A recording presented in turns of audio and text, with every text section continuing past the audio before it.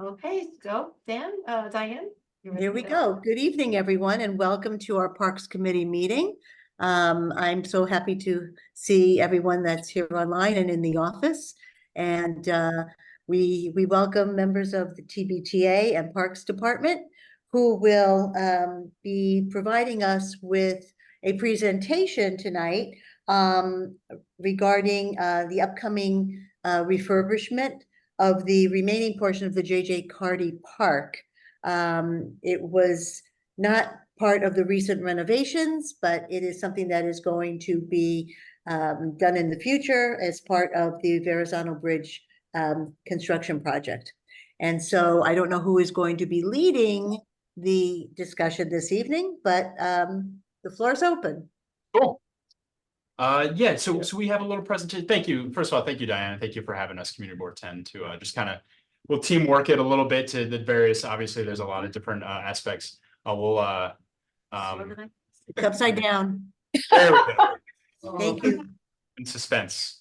So there's, so my name is Jim Morris. I work for Brooklyn Operations. I'm Director of Capital Projects for Brooklyn Parks. I'm in the same division as Chris Clay, who's the District Manager for Community Board 10 or District 10. So we're here technically to talk about two different things. And again, thanks for having us.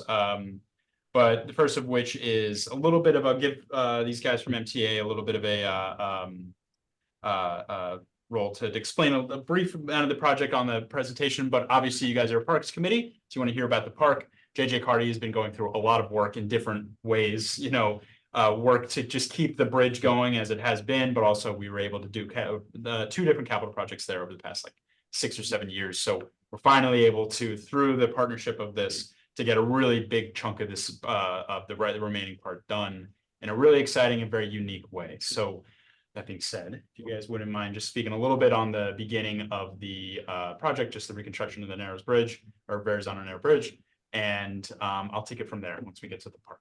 So. Great, thank you. Yeah. First, Diane, it was nice to meet you. I'm Aris Stathopoulos. I'm Deputy Chief Engineer with MTA Bridges and Tunnels. Hello, Greek. We have Randy Ide, who's the project manager for this exciting project that we're going to talk about here today. And also on Zoom, we have Joyce Mulvaney, our community affairs person. Brendan Shera was also. Yeah. So also, we have. Yeah, and sorry, Brendan Shera is from our interagency division as well. He's been leading the charge for this project for a long time now, so we really appreciate it, and glad that he's on here. But Aris, please. Thank you. Continue. And I want to thank Sorry, I you could be there in person. for hosting us. He's a great host. And we have a short PowerPoint to introduce the project. Obviously, we had a previous presentation on the overall project, so I'm not going to spend too much time about it. I'll give some background information and we'll hand it over to Parks. But we're here to talk about the next major investment on the Verrazano Narrows Bridge, which is the remaining reconstruction of the Brooklyn ramps. Next slide. So this is an overview of the Verrazano Narrows Bridge. I think most people here are familiar with the layout of the Verrazano, with Staten Island being on the left, Brooklyn being on the right, and in light blue is the area of the project that's highlighted there, where we're going to reconstruct what we call the horseshoe of the bridge, and connect the eastbound going from the bridge to the Gowanus Expressway. We've made some major investments, made a lot of progress on many of the elements of the structure, including on the Staten Island side and on the Brooklyn side.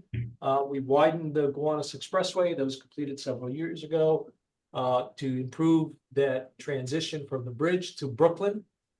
We added a lane to the Fort Hamilton exit. If everyone recalls, it used to be a single lane exit. We improved that.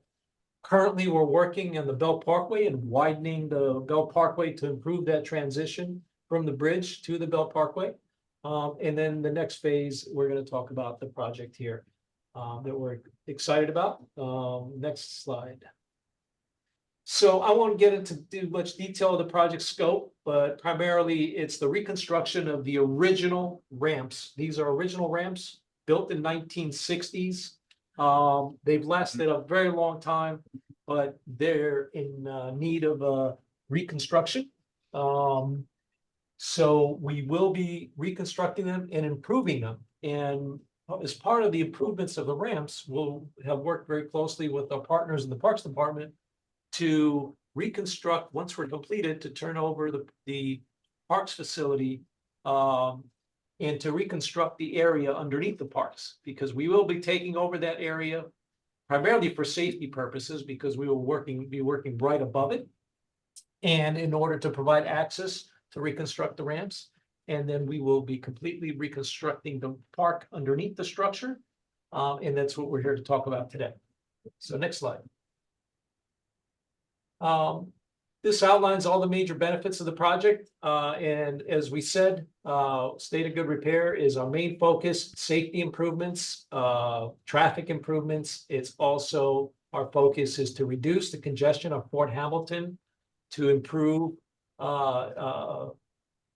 the traffic, improve the connectivity of the Verrazano Bridge to the Bell Parkway, and to reduce the potential for vehicles using the local neighboring community as a bypass. That's one of the major goals of the project. And then, as I mentioned, as part of the reconstruction of the structure, we will be rebuilding the park below. So next slide. This kind of highlights an aerial of the ramps. To the left is the current configuration. To the right is the new configuration. We have a new new right-hand exit from the upper level that will be connecting to what we call the tangent or the straight section of the ramp that's adjacent to Fort Hamilton. This will improve traffic flow, reduce potential for collisions and on the bridge itself, and will improve the overall structure, the operations of the facility. And I won't get into too much of the details on the engineering, but what's highlighted here is the fact that the straight section is also going to be reconstructed that's adjacent to Fort Hamilton, which is over the southern portion of John J. Carty Park. Next slide. Okay, so just to be clear, we've been working very close to the Parks Department. So the new playground and the what we call, is it called the eastern section of the park or northern? The playground. The playground. Yeah, I mean, we refer to it as the asset, like playground, but northern is the northern. It's the side. northern Yeah. section of the park. Yeah. So I just want to be clear, that area is not going to be affected by the construction. Right, okay. Reconstruct the park will remain open through the entire duration. And it's only the southern portion that's underneath the structure of the ramps that will have to be closed from public access. Underneath the ramps will be closed for public access in order to facilitate the construction, and then to rebuild the park and then turn it over. Having said that, the community center, or what's known, we currently refer to it as the community center. Yeah, Fort Hamilton Senior Center. Senior Yeah, Fort Center. Hamilton Senior Center. Yeah. Okay, so that will remain in service. So that will not be taken out of service for the majority of the duration of the construction period. I want to caveat that there will be certain construction activities where there will be short durations where we will the community center will not be open for access, primarily for safety reasons, when we're working directly above the structure for safety reasons. But those are very short durations. Our goal is to keep the community center available and open throughout the duration of construction. Now, I want to highlight this is a design build project, and we're in the process of procuring the design build contract. So we're hiring a team of an engineer and a contractor to come up with a plan on how to reconstruct the structure. So we've outlined the requirements in what we call the RFP, or request for proposal, for the design builder. And part of the requirements is to come up with a reconstruction strategy so we can keep the community center open for the duration. Oh, wonderful. Okay, Goodness. so in addition to that, we are also encouraging the design builders to come up with a strategy to minimize the duration of the construction over the park. We think it's approximately a 3-year duration, but we won't know exactly until we see what strategies the design builders propose.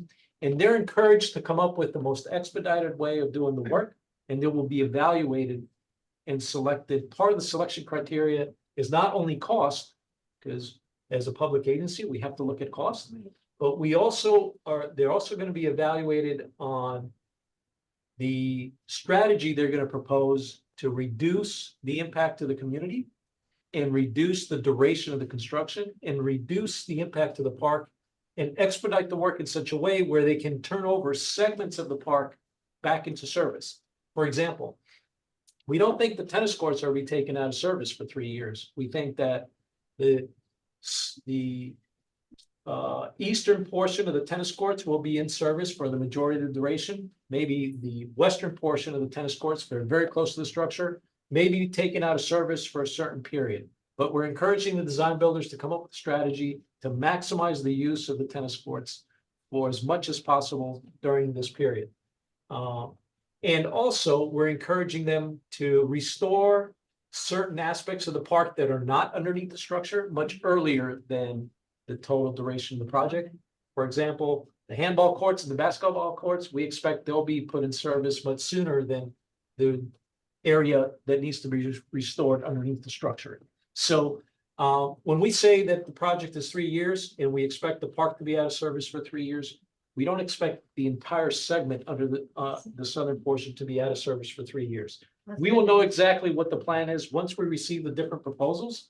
Design builders can be very creative, and especially when they're competing against one another, they'll come up with the best strategy and the plan to meet the requirements that we put in our RFP.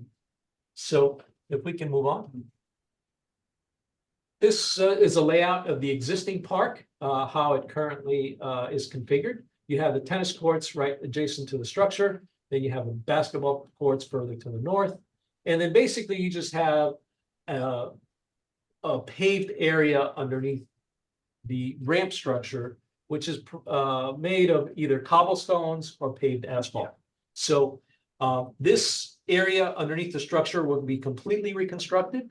And then it'll be almost like a new campus in this area. And then I'll hand it over to our parks friends and they can talk about That's great. how they're filling this campus up. Indeed.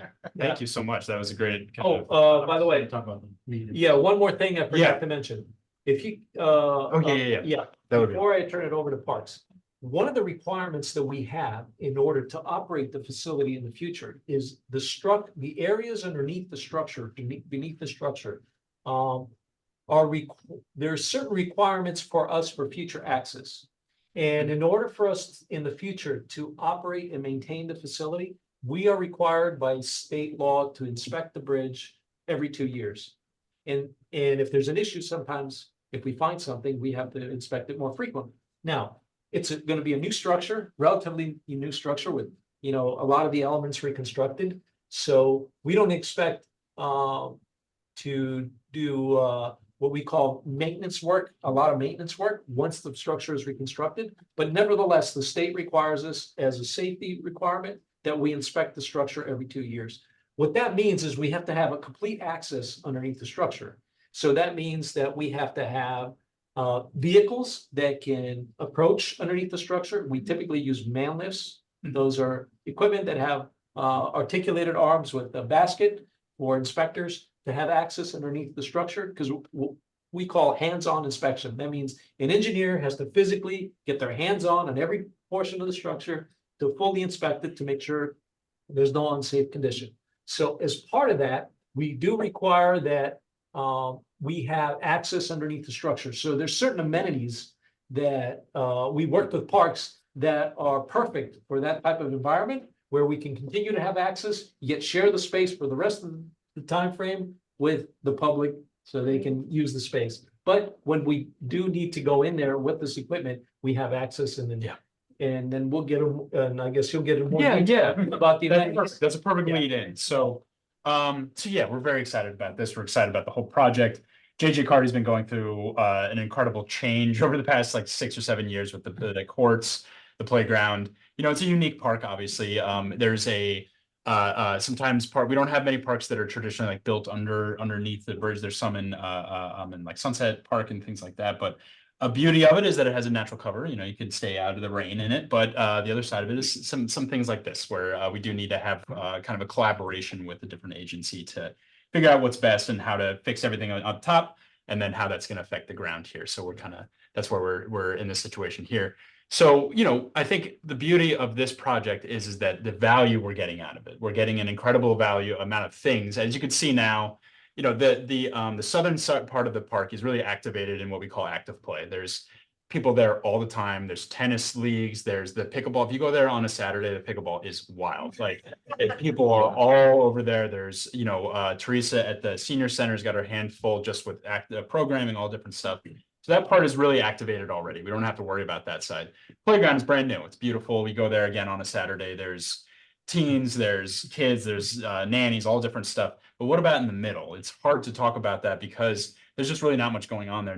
There's not much to offer right now because it's just a big asphalt spot. What we call the big asphalt, you can see in the picture here, is a multi-purpose play area. That's just Parks term for a unprogrammed space that you can do anything you want on it. And this one, the paint has kind of faded away. There's little nooks and areas that people, you know, like there's a storage container in the back that's just like kind of a weird area. So we're really excited by this because this would be the amount of value we're getting out of this would not be traditionally funded as much as this in a typical capital situation for the Parks Department. So while it's going, you know, the 3 years is it's gonna sting a little bit for the work that's gonna happen afterwards. We're getting an incredible amount of things out of it. We're really excited to talk about it. And this, you know, my office is Commissioner Marr's office, are the Commissioner of Brooklyn Parks Operation, who's been around for literally 40 years.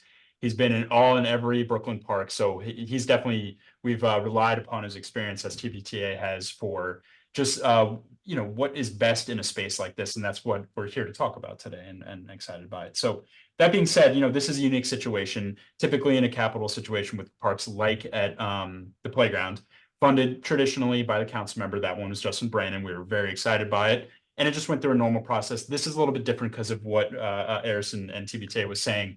The needs, the operational needs are first technically in this situation. And if you could, Josephine, now that we're if you could go down one more slide, yeah, just see what the exciting future is here. So, you know, we were able to, this is what will the future of said JJ Carty will look like, even though there's a lot of different park stuff, most of this is already built. The stuff that's in white in left is already an old, it's like 6 or so years old. That's the courts, obviously, the tennis courts, pickleball. That's going to stay untouched, and we're going to work together to make sure as much as possible during construction that will stay open and usable and things like that. That's kind of the active play part of the park. But what about everything else? So we'll start from the community center, the senior center. So we get a lot of feedback from them in different ways, you know, from their very vital part of this park, you know, the constituent base, everything very important. And we're excited to say that, to hear that, you know, obviously this is major construction, but to hear that even the community center will stay open as much as possible is exciting. Because like a lot of times it'd just be like, we can't, but it's great that we'll be able to keep it open as much as possible. Starting from there, there's going to be a little stage area, basically performance space just left of the community, or just right of the community center, I guess north of it, that we received feedback that a lot of, like, you know, the community center wants to get outside, embrace the park. It's kind of hard to right now because frankly, the park is pretty split up. You know, besides the pickleball and the tennis areas, it's hard to get all the way down to the playground for active play that's available. So this will kind of bring the two together, stemming from what we call like passive play, which is just playground stuff, over to active play. So the performance area is going to be really exciting. We've received feedback from them. And then the majority of the new structure will be in that kind of area where it has the shuffleball courts, and a lot of the maintenance needs will be there. We can't really build anything huge there because of what the maintenance needs are there as well. But moving further right, it's gonna be obviously walking track along the top near the street there at Fort Hamilton Parkway is a lot of where the new structure will be going, and a lot of the maintenance requirements are needed. So one of the feedback we get two big feedback we get. And when we say feedback, since this is an atypical capital process that is, we're getting money that's going to be basically, you know, the park is going to be taken over for a little bit with construction and things like that. It operates a little bit outside of our typical capital process, but we're able to get a lot of, again, because it's outside of the typical process, we're getting an incredible amount of value out of it that it wouldn't exist otherwise. we're using some of the feedback that came from the actual scoping from the playground on the far north side. That site wasn't that big because one, there's a building there that we couldn't really move there's things that we just couldn't move. There's trees, there's a monument at the very top that it took up a lot of the space that we wanted to engage with some other assets in the park. Namely, we got a lot of basketball feedback. People always want basketball. Open space, which is one that we couldn't really do too much because it's that JJ Carty at the top is just a playground. It's largely a playground. Due to the changing needs of safety for a playground, a lot of the safety surface swings and things like that had to be bigger. So it took up some of the space that was there before. I say all this to say that we were able to kind of expand out that scoping in a project like this. We had a lot of feedback that we wanted basketball, we wanted open space, which just, I'm kind of pointing around and things like that. But right now, basketball in the MPPA, what we're calling it, is hardly basketball. It's hoops. There's backboards, there's no lines, it's just asphalt and backboards. People have given feedback that this is normal for sport, but more and more feedback do people want full court basketball. They want to really engage with the sport and say, like, I'm playing basketball here. So we're able to get 3 courts out of this, one larger than the rest, but we're able to fit 3 in there in a kind of a space that's appropriate for tournaments and things like that. Not only that, we've gotten feedback that people still want handball, which is a sport that in some areas isn't engaged as much, but in Bay Ridge in the area, there's a lot of handball players still. So we're able to put some handball courts in what is almost an entirely unused area where there's a storage container. I've seen people park cars back there. It's just kind of a space that is unactivated. So we're able to activate that area back further closer to kind of a closed off area there. Lighting is a big one that people have. So there's going to be a lot more lights in this situation. And then moving further north, obviously the open space area, up to the top there's an adult fitness area. That's just basically a continuation of the adult fitness we built for the playground. It's really just almost expanding it out. And this is all tied in together. And then the last thing we do get feedback on a lot is the two big things in parks that we get feedback for in new parks is pickleball, which is obviously a phenomenon that we're trying to keep up with as best as possible. We build new ones in Marine Park. They're phenomenal. They're used here. These 4 that we have here use so much. The other one is skateboarding. Skateboarding, I understand, it's come a long way from what people perceive skateboarding to be. It's an Olympic sport now. It's a spectator sport. And we found that in areas where skateboarders are, able to have a space, they really cherish it, they activate it, and they care about it. It's not a space where they just kind of go, but I think a big concern for some skateboarding area is noise. That's the big thing, is the noise provided.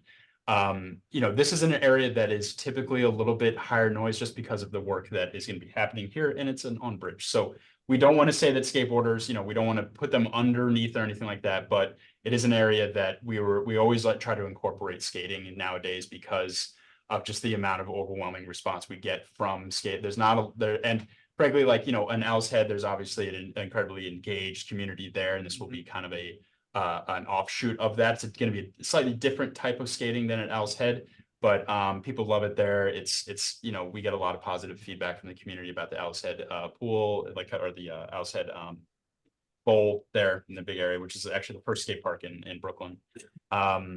But yeah, so that was an elevator pitch for basically everything that's going to be happening in this. We've, as Josephine has spoken about, talking to Marty, is about, we consider this about $20 million of value. And that's a broad number. We with this kind of work, it's tough to kind of narrow down specifically, but compared to our capital program, that's a lot more than we'd get for an MPPA project that yeah, okay. Yeah, good. All right. Well, the sky's the limit. But we traditionally, because of our needs here, and if we were to try to attempt a project like this on our own, we wouldn't be able to do what we're about to do without this collaboration. So we're very, very excited about it, and we want to talk about it. We're not hiding anything or anything like that. We want to be able to show people that we were able to bring not only current trends of park design in here on a broad scale that we'd like to incorporate in general for park stuff, but on a macro or a micro scale, using some of the feedback that we were not able to include for the playground and some feedback from the community center that, because with community center, it is a tough walk from the community center to the playground. Is a lot of cobble, there's all sorts of stuff going on. It's broken asphalt, all these different things. And incorporating this walking path, shuffleball courts will make kind of a journey from the community center up to the adult fitness area and back in a really exciting and engaging way that we think is going to be pretty cool. So that's my spiel right away, and here's some pretty cool renderings of the future of and this is, so as you can see, Josephine, this is a largely asphalt painted area, and that's due to a lot of the maintenance requirements we have. Because like if we were to excavate and put something different down here, it would get in the way of their needs to maintain the site. And that, again, that's a state order. They do have their restrictions and things like that. So we're able to collaborate in this way and kind of build an atypical capital project out of it that otherwise wouldn't be able to really happen like this. So a lot more lights. Not going to be a dark, spooky place down there anymore. So this is the lighting that you're speaking of, the Yeah. technical, so it's not lighting underneath the, it's both. You Okay. go to the. Oh yeah, please go to the next one. Yeah. Oh, there we go. Ooh, mood lighting, nice. very mood lighting. Yeah. So there's as far as the lighting system is concerned, so we're lighting the entire park with the traditional parks fixture. Yeah. It's New York City. Yeah, the B governmental. poles, like through DOT and stuff like that. So it'll be a completely new design and new installed lighting system throughout this portion of the park. But in addition to that, the bridge is going to be completely reconstructed. The piers are going to look new. The structure is going to be repainted, and then you have a new roadway deck above.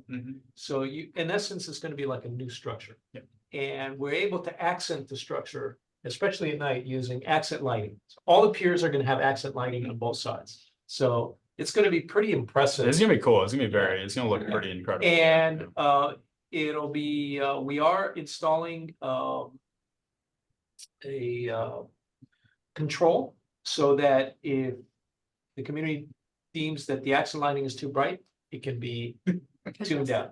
Okay. Yeah, so it's meant to be there as accent lighting, not to overwhelm the area and not to be, seen as overly lit, let's say, at night. So it's just exactly that. But in addition to that, there's a lot more green space throughout the park. Yes. And we work with parks to we're going to be installing the grease and a lot more trees, as we heard from previous meetings and your community board meetings. One of the things that a lot of the community members that live, especially around the area, they want to see a lot more trees. So we're installing throughout the park and especially along Fort Hamilton Parkway.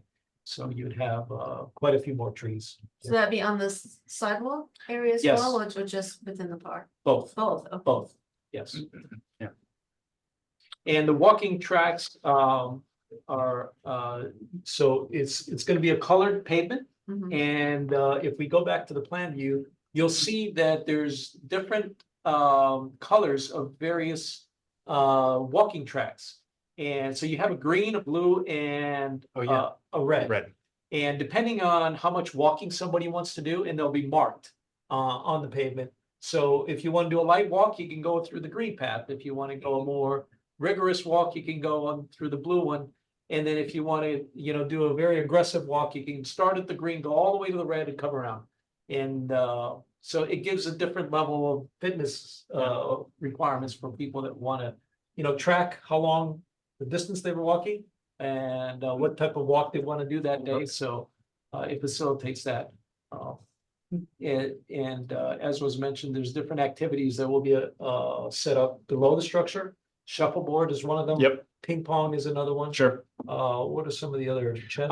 Yeah, there's some tables and stuff like that. We're still kind of nailing down the programmatic stuff like that. But yeah, people have there's options, with chess, sometimes backgammon, something that some people say I like to play. And we're some of that stuff. This is more of like but yeah, definitely shuffleboard as see here, which would be like sport coat painting. So it's gonna look a lot different. I mean, it's in a very positive way because there's kind of the undulating path that'll make it just visually appealing to walk down, as opposed to now where it's just like, I'm at the community center, I need to get to the playground, and I hope I forget my route on the way because it's not great right now to make that walk. It's just a lot of stuff like that. So happy to answer any questions you guys have, and that's why we're here is to hear feedback and stuff like that. So please throw it at us. I'm gonna just quickly stop share so we can Yeah, see yeah, please. everyone. There's lots of hands raised.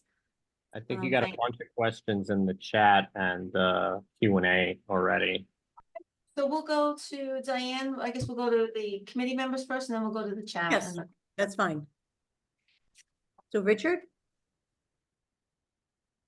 Great, thanks. I am always happy for more and improved park spaces in the community board, but my concern is that, this is underneath the bridge. There's a lot of heavy traffic there, which means air quality is a concern of mine. So like particulate matter, things like that. Have you guys done any sort of like studies about air quality in the area? I'm just concerned about, this area attracting so many people into maybe, a hazardous sort of space and then maybe having further health problems down the line or something like that. I'm just concerned about the air quality. Sure. I mean, this is a great question, and what's offered here is actually already offered. There's nothing new. I understanding this is going to attract a lot more people. There's still basketball here. There's still open space. All these different things. So people are still utilizing these things in some fashion in the current park. So yeah, it's not something that'll be so different than it is now. However, it is something that we have a space and we're able to activate it and offer offer recreational needs in a space that in an area that is right now unprogrammed. So I understand what you're saying. However, nothing here is new to what people are being offered in the area. Okay, was there any, I think Terry Brennan had something in the chat. I don't know if it was in the chat. And Doris. That's um, yours. So Terry said, with all the work being done on exits, will anything be done to make the exit at Dahlgreen Place safer? We had a terrible fatality yesterday in the area that is considered generally unsafe. What specific area in Dahlgreen Place? So that is By 92nd Street in Dahlgreen, there was a There was a A fatality horrific accident. at 92nd Street in Dahlgren. It was actually, so the exit ramp at 92nd Street feeds into Dahlgren Place. Right. And the car was heading westbound, the truck was heading westbound on 92nd Street, making the right turn to the access road. But that area tends to be very congested at the exit ramp there at 92nd Street. So I guess the question was, it's not really related to this, but are there plans that you know of at that 92nd Street exit ramp? It's not part of this project to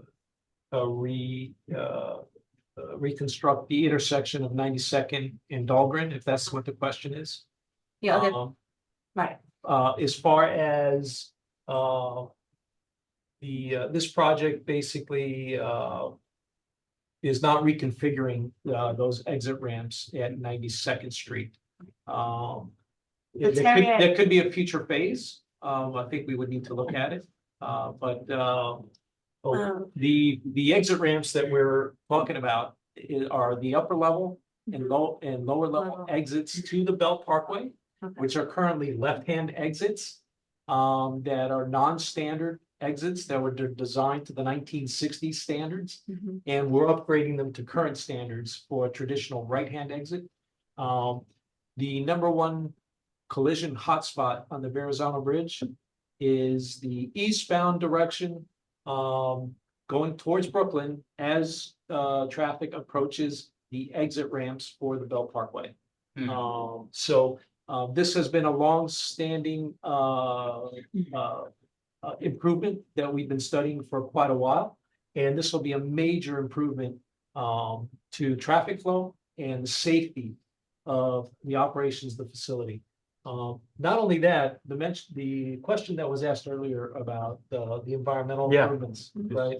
So improving the operational improvements that we're making to these roadways will not only improve traffic flow, but it will significantly reduce congestion and collisions, which result in severe congestion on the bridge, which in essence collectively, all the improvements that we've made to date, programmatic improvements, we studied the environmental analysis that was done to identify what the impact of that would be. And that includes the Gowanus Expressway improvements that we made now, along with the Bell Parkway improvements that we're making to facilitate improved traffic flow from the Verrazano to the various ramps.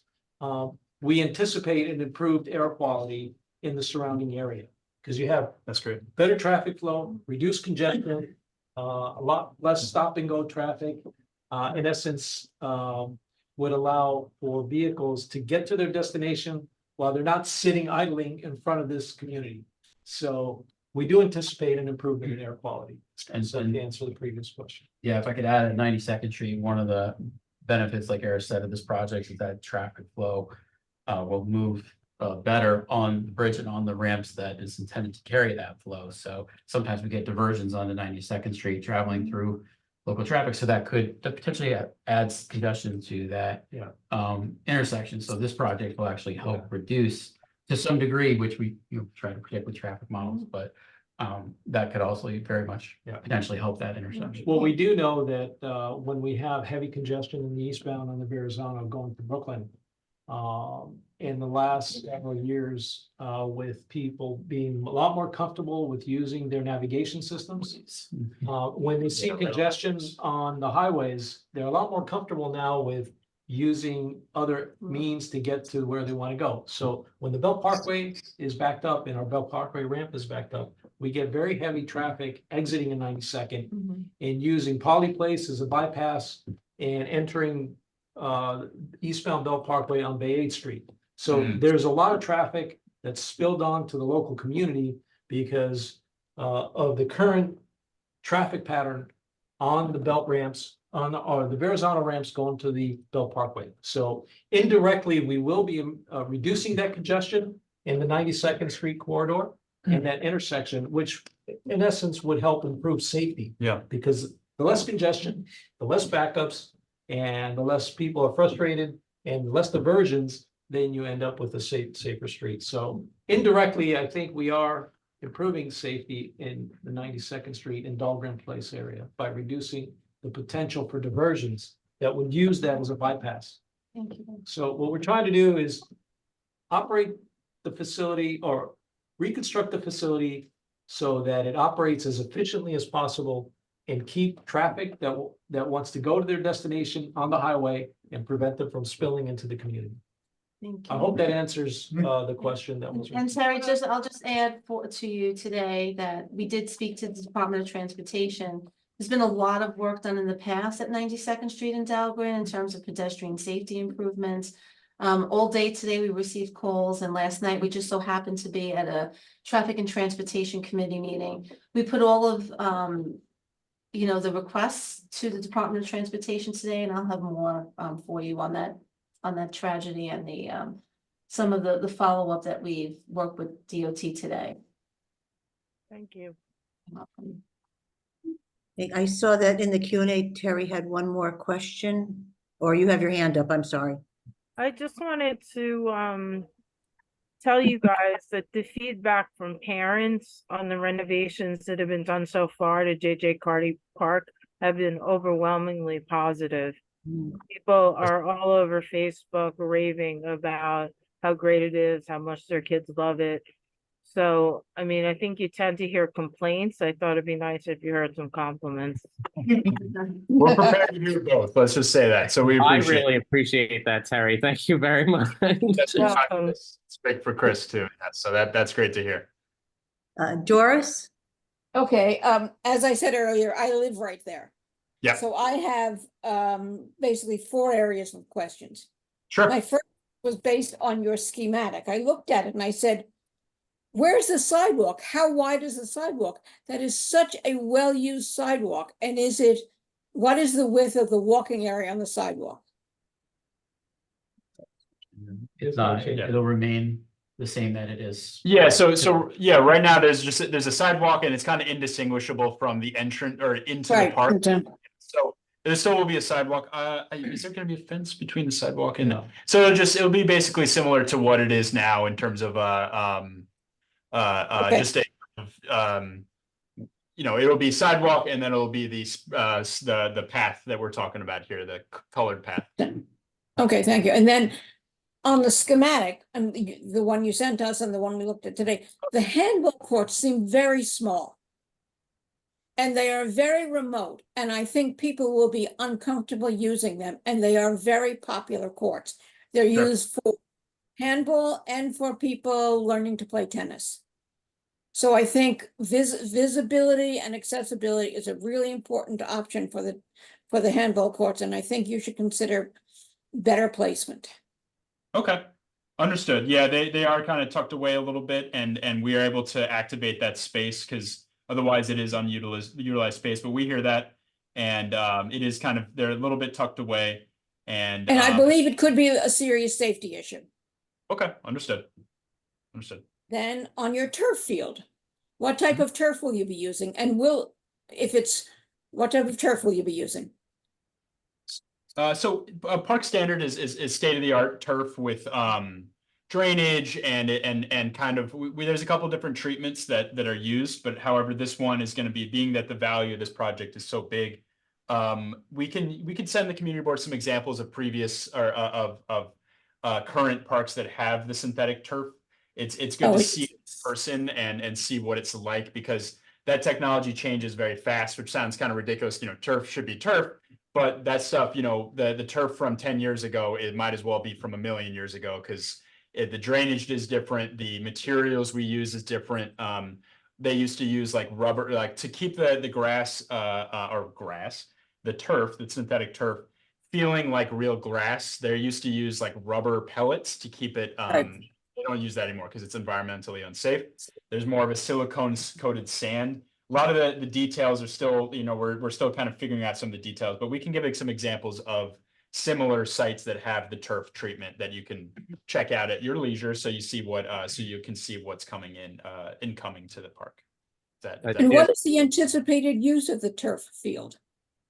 It won't be permitted. It will probably be just kind of an open space that there are a lot of different things. People can kick a soccer ball around. It won't be like specifically permitted for sport or anything. It's just the size of it is a little bit unique. Obviously, we tend to call them like runaround areas. It'll be multi-purpose. People can picnic if they want there. They could do different things, but it will largely be, kicking a soccer ball around, throwing a football, things like kind of that kind of stuff. Excellent. Now, the skate park. Yes. I think it's really important to have a skate park at this end of the community. Yep. Mm-hmm. I'm very concerned about it at this location. Will it be locked? Nothing in the park will be locked. Okay. We don't have to lock things in the park without the cooperation of the local precinct. But no, we wouldn't be able to lock this. Nor I don't think. Yeah, it wouldn't be locked. And my concern about a skate park at that location. Skate parkers are going to the park with the mentality of how they're going to play in the skate park. And that's their mentality on the sidewalks and on the streets. And it can be dangerous for pedestrians and other users of the area. So I think because this is a very heavily used area, there are senior citizens, there are toddlers, there are walkers, there are joggers. And I think a skate park in that area could be very problematic. And it's also, you discuss noise, and it is right across from residences. So I think I believe there are other places, but I don't think this is the right place. Okay, we understand. We understand that. We understand the concern. In terms of noise, this is an area that is going to be, we do agree that it is obviously across the street from some residences. The noise skating has changed in a lot of ways of the way that skating is perceived, as I was saying before, but we hear the concern. This is something that we expected, frankly, but we do have a lot of feedback that people would like it in this area. It is it's in an area that we don't have many opportunities to incorporate skate because it does take some space and things like that. It is in an area that there is going to be some ambient noise here anyways, frankly, and it will be no louder than like a basketball game typically. However, we understand the concern of the residents in the area. We do get a lot of feedback that people want skates. We try to incorporate it where we can, and but we understand and. Is there any way of moving, flipping where the handball courts are with the skate park? The skate, That might be a bit tricky with the space that's given for handball because of the footprint that a handball court takes and where the skate area would be. You know, what we will converse on it separately and things like that, but it would be a little bit tricky with the footprint of the handball courts versus the skate park, and we would need it just for those same sightline issues. We would need it a little bit closer to the street, the skate area, just because of the space that they would need to be able to operate like a proper skate park here. Or it's a skate area. It's not a skate park. It's not like we're yeah, I realize I said the wrong word. like that. It's not going to be very huge as compared to like Owl's Head. Owl's Head is a comparable just because in the community, but that's much bigger and much more involved of an operation with the skaters there. This will be kind of a skate park area. We're kind of calling it as such, but we understand. Okay. And then I have a construction question for the TBTA. This is a bridge that was built in the 60s, and what environmental mitigation will be done to protect the residents and the park users during the construction and during the removal of existing stuff and paint and paint. I think that's an important consideration and it would be helpful to know your plan. Sure. As most of our structures are around parks or over parks, this facility is no different. We have very stringent requirements for the work, especially when it comes to painting of our structures. We require full containment of our structure while it's being painted. Their air monitoring is in place to monitor the work to ensure that there's no release to the environment, and any emissions associated with the paintwork is collected. There's these large vacuums that filter the air, and these are processes that meet all the regulation agency requirements, and we have a lot of experience in doing this type of work, and we do it on a regular basis. So, and we do it adjacent to parks, over parks. As you all may know, that Robert Moses was Parks Commissioner, and he was also head of the TBTA. Yes. So most of our facilities are either on, over, or adjacent to, or around parks. So, and we have a paint program that's been going on for decades, and we have a mature paint program that we implement, and we do it in a way that's very safe, that, as I mentioned, meets all the requirements, and it's a very rigorous process to the structure is fully contained all the way around. There's a lot of preparatory work that goes into establishing a containment system, and so that it's done in a safe way. And all of our projects require that, and that's how we always do our structures. As a matter of fact, we'll be painting our Staten Island Tower this summer. And as you drive over the bridge, you're going to see how we do the process. Cool. Now, these are probably some of the tallest towers in the country. They're 680 feet long. And we're going to have established a containment system around the tower. So if we can paint the Verrazano Towers with containment system, we certainly can paint this. But yes, to answer your question, we have a very robust, strict, specified requirements in our contracts that our contractors have to follow, and it's a full containment system to ensure it's done safely. And as we mentioned, we have air monitors that are monitoring the operation 24/7. And and these air monitors basically detect any emissions. So we would immediately shut the job down should we see emissions. So, and we've had a lot of practice at doing this. And one last question. You said some of the basketball courts, the handball courts, other areas will be closed for when will you be able to tell us how long they will be closed? So I just wanted, I think I found my mic. Hi, it's Joyce, and I know Hi, Chris Joyce. is going to answer. Hi there, hey Josephine.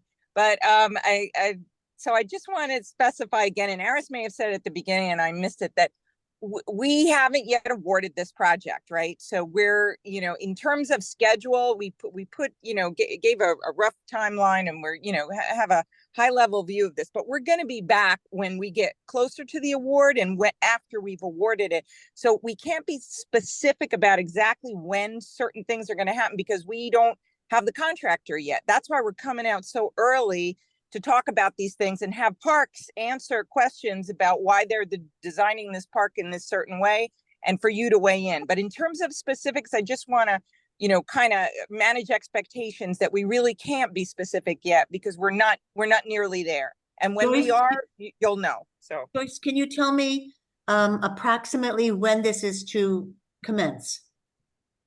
well, again, the as Aris said, it's in the, you know, request for proposal stage. So we're looking at, I believe, awarding the construction project, you know, so that it would start sometime in the spring, or awarding it by the end of the year. And Aris can certainly clarify, but you know, these things are not precise. So we're sort of thinking that the work would really start in the middle of 2025. So this is not starting in the summer. It's not starting probably before the end of this year. That is my understanding. But again, without having awarded the contract, we're really in a high level discussion right now. So we don't want to give you specifics and then have to change, you know, because we don't know anything yet. We don't have a contractor, but we do know what the project entails and the scope, which is what Aris is so, you know, thoroughly gone over. But in terms of timeline, we you know, we would be giving you wrong information if we tried to just answer something to answer it now. I just wanted to, you know, Understood. Understood. And it goes without saying that we will be able to inform the community well in advance of any kind of closures or restrictions on entering areas of the park. Absolutely. And, you know, I think Josephine can vouch for us. We're really good. My colleague Rose Pascone and I and our command center, you know, we send out notifications. We're really good at, you know, when we have the information, when our engineering colleagues around the table tell us things, we, as long as we have the information, we do our best to let everyone know, as we're doing now with that Belt Parkway widening project. We really got the word out there, and I think it's working pretty well, and we're ahead of schedule on that. But we really try to, you know, these projects are not painless. We don't want to sugarcoat them, but you know, there's a lot of rewards, particularly with this project. And I think we, you know, we try to be honest when we know there's going to be an impact and manage it as best we can and get the work done. So we will keep on keeping you posted. You know, that's what we do. So thank you for asking that, and it keeps us on our toes. Thank you. Are there any other questions? There's a question in the question answer from Anne. She says, we live right across the street from the proposed park by the senior center. We're concerned with additional parking issues, which we already face from pickleball and tennis court, noise levels after dark, refuse and garbage. What is the timeline for rollout? I think we addressed that. How will that affect the current infrastructure and parking? She mentions that the Owl's Head skate park is not near housing. And what will the construction project look like that the residents facing the park will look to face, and for how long? Fair questions. And her last comment is that we do not want the skate park across from our house. Understood. I understand that. Yeah, that's something that, yeah. I guess out of all of those, you know, we understand parking is always going to be an issue at the rec center. You know, that's something that we're mindful of. It's part, like, even when it's fully operational, there's not enough parking in that lot. But Yeah, you know, so if I can add. to the Yeah, point, please. So we intend to maintain the parking adjacent to the rec center throughout Cool. That's very much. the duration of the construction. There is going to be a phase of the work where we're working right above that parking lot. So in the request for proposal, we're requiring that alternate parking be provided in the north side of the park. So that a temporary parking space could be provided to the seniors, so we don't take their parking away. So there will be a certain period when we're working adjacent to the Senior Citizen Center, right over that parking lot. that we will have to take over that area because it's not safe to park underneath the structure while we're reconstructing the structure. But Marty and the Parks folks asked if we can accommodate the senior citizens parking somewhere else on the site. And that's a plan that will have to be developed so that the design builder will have to provide parking, alternate parking, when we take over that area. So in essence, we will maintain that parking. It may not be always in the same spot for the duration, for certain portions of that duration. Sure. But we will provide alternate parking. That's great. That's So that we don't lose, we understand how important the parking is, especially to adjacent to the recreation center. It will maintain that as best as we can. Yeah, so we would hear from Justin Brandon like that instantaneously, if not, because it, you know, they're such an important group of constituents and just community members in that park that utilize every part of that area. So we want to, anytime we have to take some parking away for various things, it's we're mindful of how challenging it is. So Here from North. yeah, exactly. So we know the game, and that's why we were so adamant about all like, it's exciting that it's going to be open, you know, and usable, but just as exciting as it's open, it's keeping the parking available as much as possible has been a challenge throughout some of the work. So we want to be able, and that's why we were so adamant with this project of keeping some type of alternative available that isn't too far of a walk, you know, hopefully. But yeah, that was important to us, that part. So that's one of the questions about parking adjacent. Understood about the skate park, and the construction was a third question about what it may look like, and that may be something that Joyce and that you guys have more information as it's sussed out a little bit, maybe what it might look like. Yeah, for the residences on the adjoining Yeah, street. on the adjoining street. Will there be any impact to be limited to the park side? Will there be into the street? What does construction look like when you're Okay, doing so parking there? Staging. The structure is gonna make the drip line of the structure where the current edge of the structure is adjacent to the street will remain as is. It's not gonna be extended beyond that. On towards the residences, number one. Number two is everyone knows, as we mentioned, the area below the structure will be closed during construction. Therefore, the park will not be accessible for safety reasons, obviously. So there will be a fence that's up to prevent inadvertent access. We don't want kids or anyone basically walking under the structure while it's being reconstructed for safety reasons. So there will be a temporary fence along the sidewalk to prevent access underneath the structure while it's being reconstructed. So does that answer the question? Yeah. And I think a lot of the beauty of the beauty that, as Joyce was saying, we're not going to sugarcoat any of this. It is a challenge to bring this to the community and show the amount of change that's happening. But in another sense, because the way this park is laid out, a lot of the assets that are available to the park are going to continue to stay open throughout this incredible amount of work that's happening. The bathroom is going to stay open on the side near the playground. The playground itself that we were getting positive feedback on is going to stay open and usable, which is great, because we always are nervous when there's outside factors affecting something that's so brand new. It would really stink if we would lose that, but we're not. And then the senior center is going to stay open in the best capacity we can. It's right over it, so it's be tricky. But as Aris was saying, same with the court. So you know, it is going to be challenging, the construction, but in terms of what's going to still be available, there's still a lot of robust options for this park that are going to stay available, even though the work is dominating the park in a lot of ways, because it's just, you know, it's right there, anyone can see it. But everything that's available will stay. Most of the things will still stay available, which is good.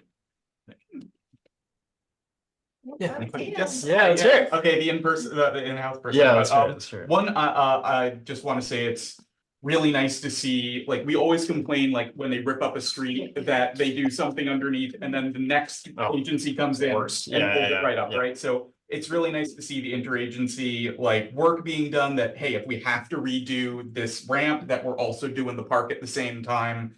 That really that is nice to see. And what was the other thing that I had?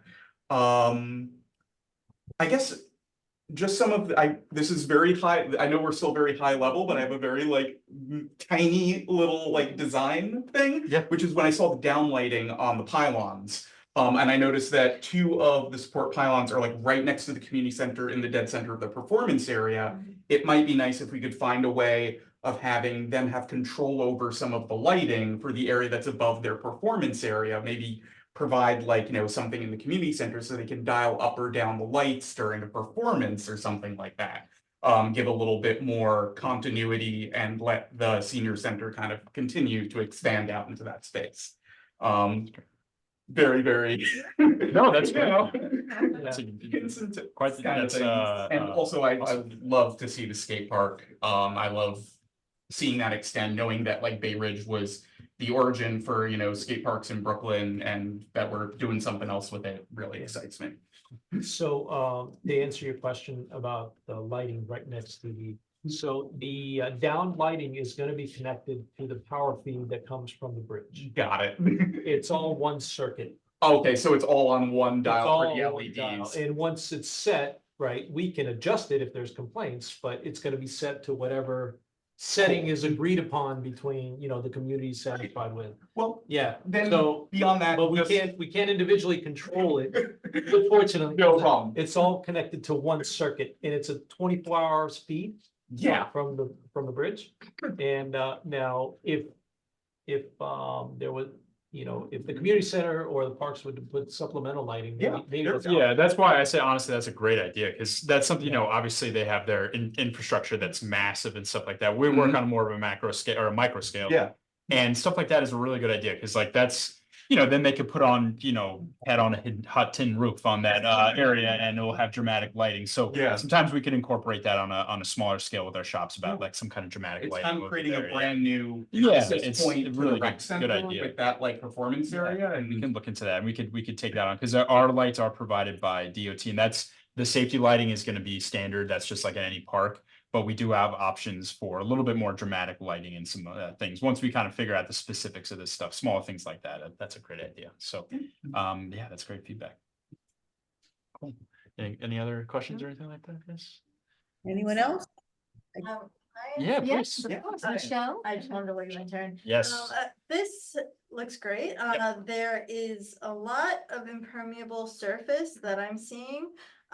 What would you do for drainage? Like, would you be open to the idea of a native rain garden? Or like pollinator gardens around the community Sure. center? Because I would assume that many people would sit around there. Yeah. And that would be nice for them to look at. Yeah, no, that's great. And we have some areas that Want me to there's go like back? this area. This is kind of tough in the that presentation, but yeah, Randy, yeah. Yeah, I think There you go. in the area behind the community center, Brendan, Yes. if I'm remembering correctly, those are Here? some, Yeah. are those planters? Yeah, that's Planters, yeah. yes, those are correct, planters. Sorry. yeah. Bring the details of the. Yeah, down. right. But yeah, so there is some of that incorporated, I believe, with.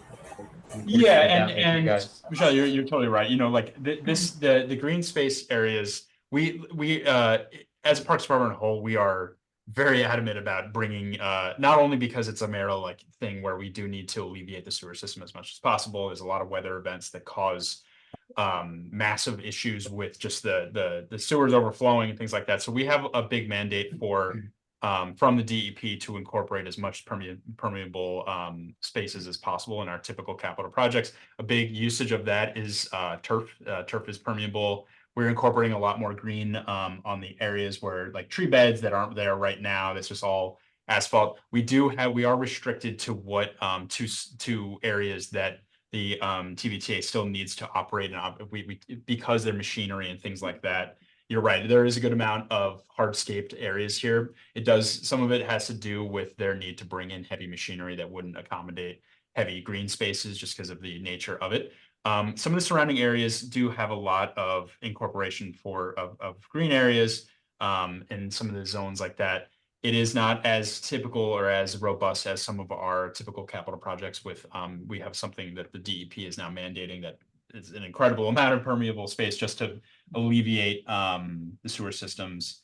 But yeah, so this is a bit of an atypical process we're in with the amount of green space, but we are incorporating as much as possible. We really wanted to make that adamant with this project is where we could get it because of the operational needs that TBTA still needs. We would like to get it, and there's green spaces. The turf will alleviate some of the be considered permeable as our tree pits and things like that. Would you use a permeable pavement for some of this? Yeah, there is some weight restrictions. Is someone, there are some weight restrictions for permeable pavers and things like that, or permeable rather, asphalt. There's some test pilots up in, test sites that our green infrastructure unit is using for, permeable asphalt on basketball courts. We haven't really been able to zero in on a long-term, some of it is still untested in an area. We can take that back though. That's really good feedback about kind of using a new process for the asphalt. But yeah, that's great feedback. We also really looked to maximize canopy coverage wherever we could with this project. So we really are squeezing in as many tree plantings as possible too. I know not a one-to-one there, but it is something we looked at very closely. There's also a lot of unused space behind the tennis courts right now that could definitely be converted into a native plant area or something along those lines.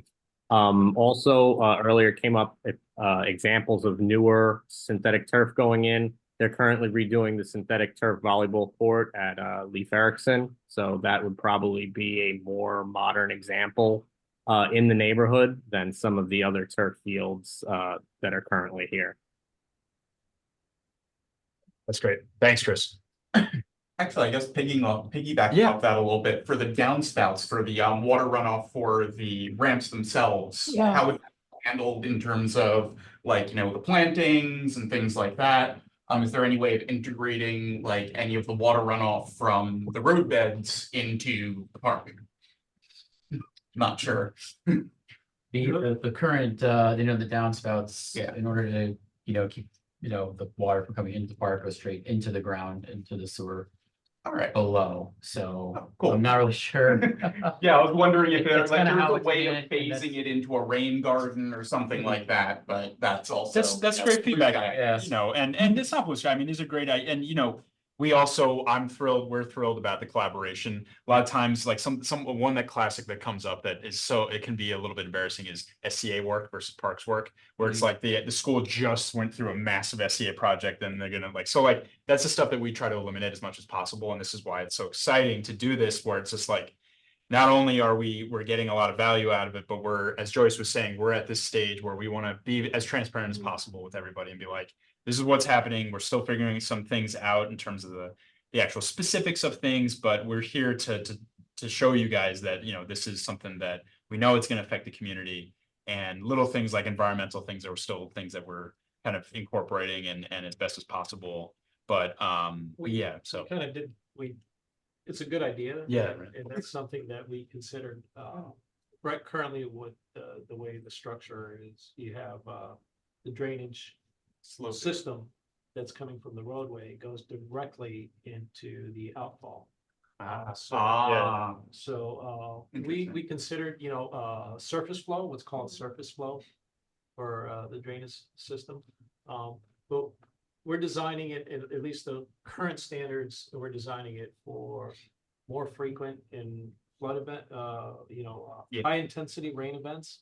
And we're gonna, basically, the amount of volume that you could potentially have in very short durations. Yeah. And we have some of these intense storms that we're seeing a lot more frequently. You would have a huge amount of water that would be spilled onto the surface. yeah. So although during, normal rainstorms or you have a drizzle, you have a nice, water flow that would be perfect for the, the situation I'm talking about. It's just like when you have an opportunity to go straight to the outfall from that's. Yeah, and the risk is if you have a very intense, these systems are You're gonna designed. overflow a rain garden. Yeah, they're in, like, designed 5 to seconds. handle the most intense rain systems, because the last thing you want to do is flood a roadway Yeah. and cause an unsafe road condition.